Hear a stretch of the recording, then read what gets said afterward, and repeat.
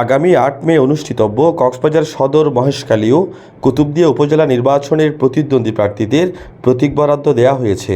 কক্সবাজার জেলা নির্বাচন কর্মকর্তা ও রিটার্নিং কর্মকর্তা কার্যালয়ে মঙ্গলবার দুপুর 12টায় এই প্রতীক বরাদ্দের ঘোষণা দেওয়া হয়।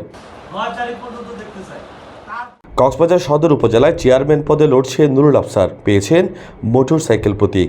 কায়সারুল হক জুয়েল পেয়েছেন দোয়াত কলম এবং মুজিবুর রহমান আনারস প্রতীক পেয়েছেন।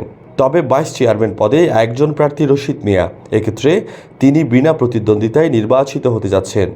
আর মহিলা 22 চেয়ারম্যান পদে প্রতীকী পেয়েছেন 2 নারী প্রার্থী। মহেশখালী উপজেলায় 5 চেয়ারম্যান প্রার্থীদের মধ্যে হাবিবুল্লাহ হাবিব টুপি প্রতীক, গোলাম কুদ্দুস চৌধুরী মোটরসাইকেল, শরীফ বাদশাহ আনারস, জয়নাল আবেদিন দোয়াত কলম এবং আব্দুল আল নিশান চিংড়ি মাছ প্রতীক নিয়ে লড়বেন। 22 চেয়ারম্যান পদে 5 প্রার্থী ও মহিলা 22 চেয়ারম্যান পদে 3 নারী প্রতীক পেয়েছেন।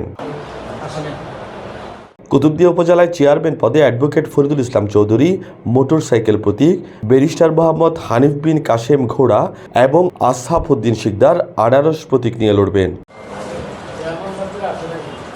এই উপজেলায় 22 চেয়ারম্যান পদে 3 জন এবং মহিলা 22 চেয়ারম্যান 2 নারী প্রতীক পেয়েছেন।